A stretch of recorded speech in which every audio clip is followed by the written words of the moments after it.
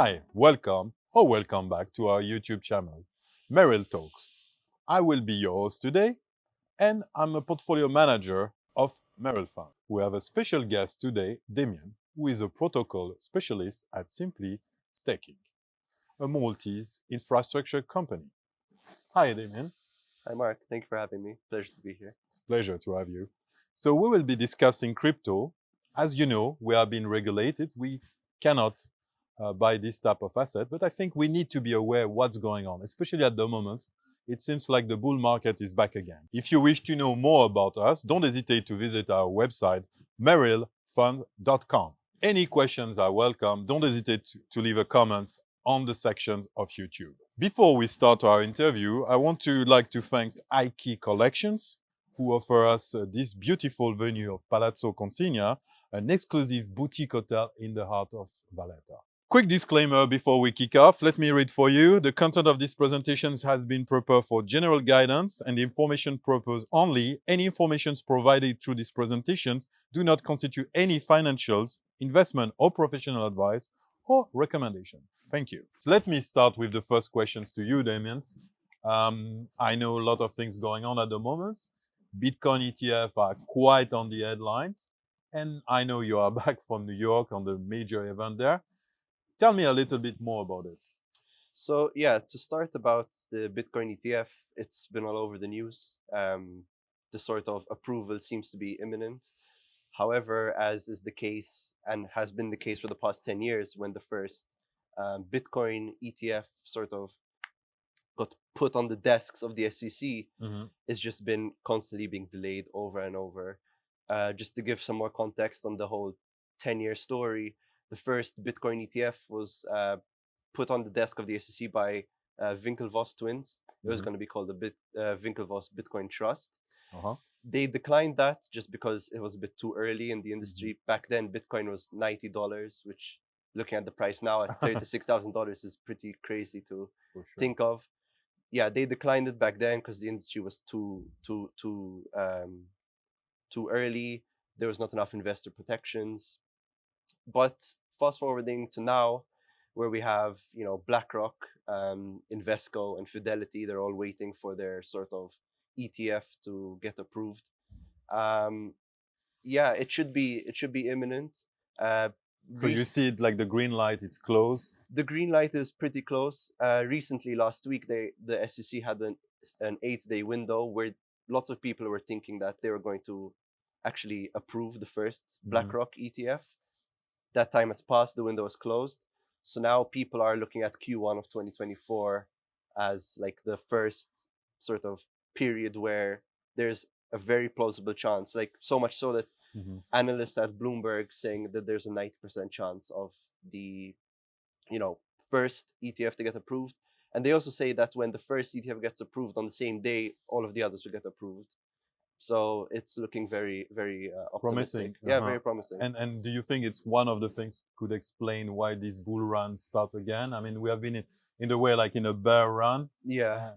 So since 2021, crypto has been in a bit of a bear sort of market, a place of stagnation.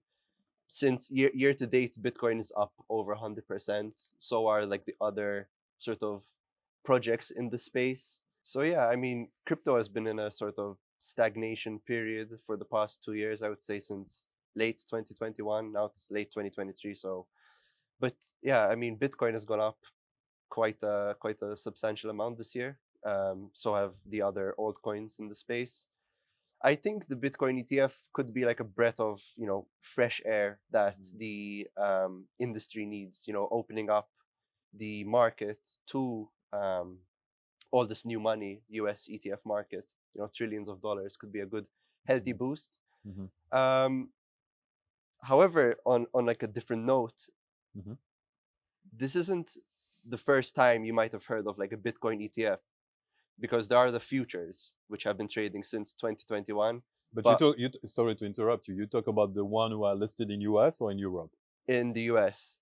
Okay. Funnily enough, there is a Bitcoin spot ETF that is listed in Europe, first of its kind. Okay. I believe it trades in on the Euronext in Amsterdam. Okay.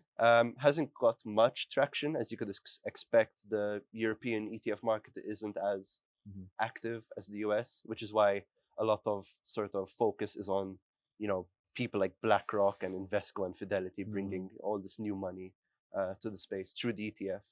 Yeah. So you are expecting like the institutional, I mean, more the US institutionals to like, okay, now we get the green light and we will put the money there on the ETF. They will park the money there. Yes, Okay. yes. I expect a lot of money, fresh money to come in through these ETFs. What you say here, Damien, it's like when finally ETF will be approved by the FCC, something will come and something big could come. Yeah, I mean, getting the approval of the SEC is like a golden stamp. If you look at it historically, like Bitcoin and crypto has been considered like the wild, wild west, unregulated. So yeah, if the ETFs sort of get approved, it also allows an easy on ramp for people not to go through centralized exchanges, having to set up wallets and everything. It's an easy way, an easy and legally compliant way to sort of enter into the crypto industry. Yes, I think it's important, especially these days, like a lot of people are talking about passive investment through ETF, especially in US with the 401k. A lot of people thinking about their retirements, but they want to invest on these kind of things. Yes, definitely. So, Damien, regarding the regulator, the SEC, which has been tough with the crypto, how you see the things? I mean, you are just back from New York, and how's your feeling there because you meet like the regulators and etc. Right. So yeah, back in September, I was lucky enough to go to New York, as you mentioned, to Mizzi Mainnet. It's called. It's an annual event hosted by Mizzi, who bring together regulators, VCs, crypto projects, and other people such as my company. My feeling there, speaking to people, is that the US is sort of lagging behind in terms of regulation. The SEC seem to focus more on going after crypto rather than sort of creating like a framework.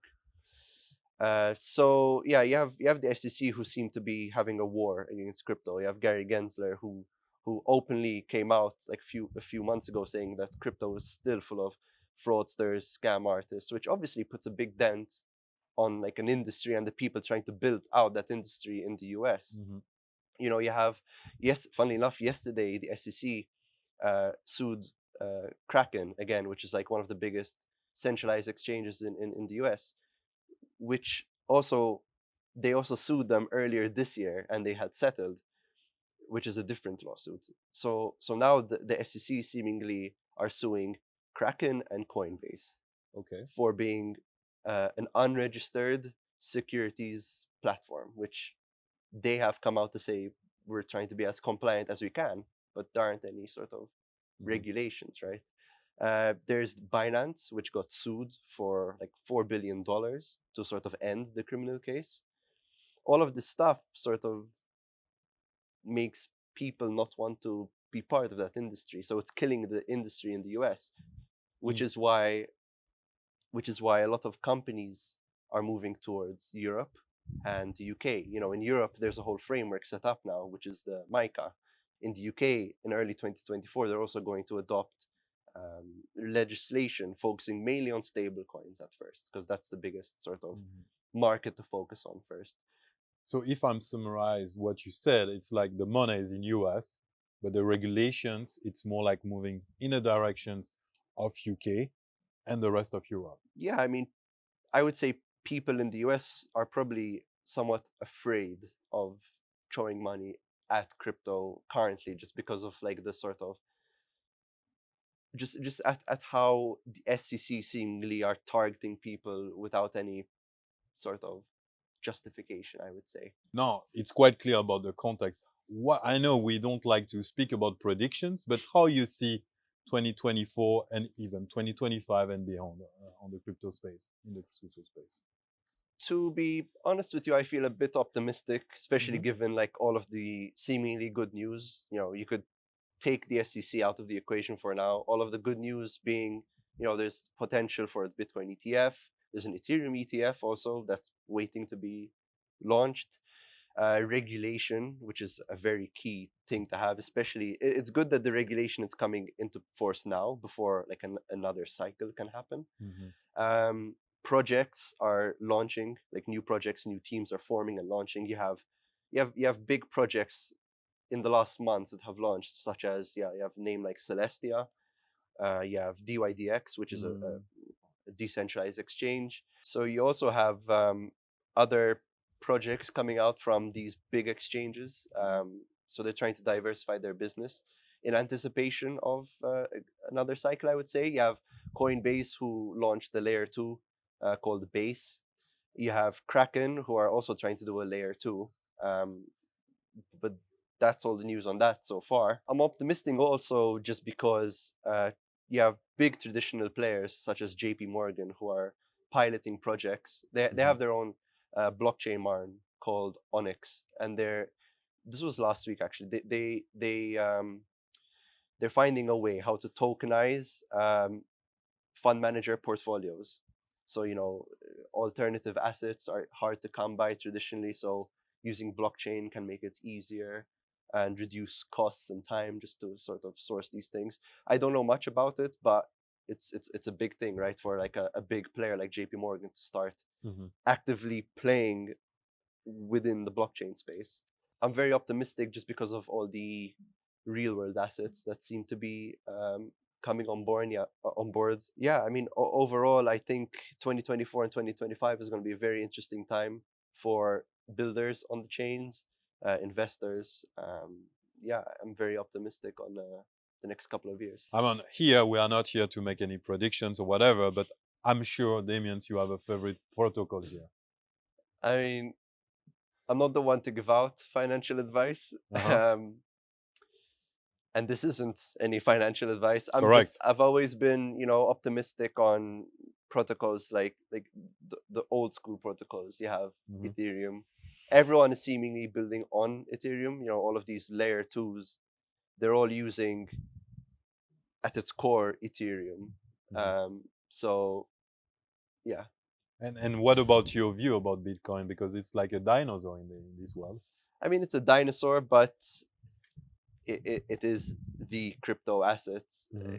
It's probably the easiest for people to sort of get a grasp of, like traditional financial people. It's just like it's digital gold, as they say. So you think when the green light will be a real things on the ETF side, you think the money will go to Ethereum or more to Bitcoin?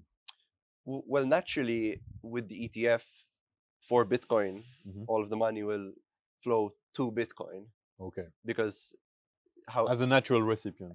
Because you place an order, they're buying Bitcoin and they're storing it probably at Coinbase custody, right? So there's the action of buying Bitcoin as part of the ETF. So money will initially probably flow towards Bitcoin, but then, as we've seen in previous cycles, like money might flow to the rest of the industry, and that's what we can hope for. And my last question about this, because we spoke about Bitcoin, we spoke about Ethereum. Do you see in the future some project on alternative coins going? I mean, I'm talking about ETF here. Yes, as I mentioned, there's the Ethereum ETF that's sort of in the pipeline. But Ethereum, it's still a classic coin, I will say. Right. But you see, like, I don't know, Avalanche, all these things. Do you don't see in the near future, or it's maybe not the... I think we would need to see how the Bitcoin ETF starts. There are some sort of decentralized finance ETF platforms that are there. Our company is actually working on one as well. We'll have more details on that later on. But there is demand for alternative ETFs. It's just there's a lack of liquidity and a lack of investor onboarding and knowledge, just because decentralized finance isn't the easiest thing for like a normal investor to get into. So okay, thank you very much, Damien, for your time. Thank you also for your time. And if you want more, please don't hesitate to drop comments, and we will probably come back for a new episode on the crypto and blockchain world. Thank you very much and hope to see you soon.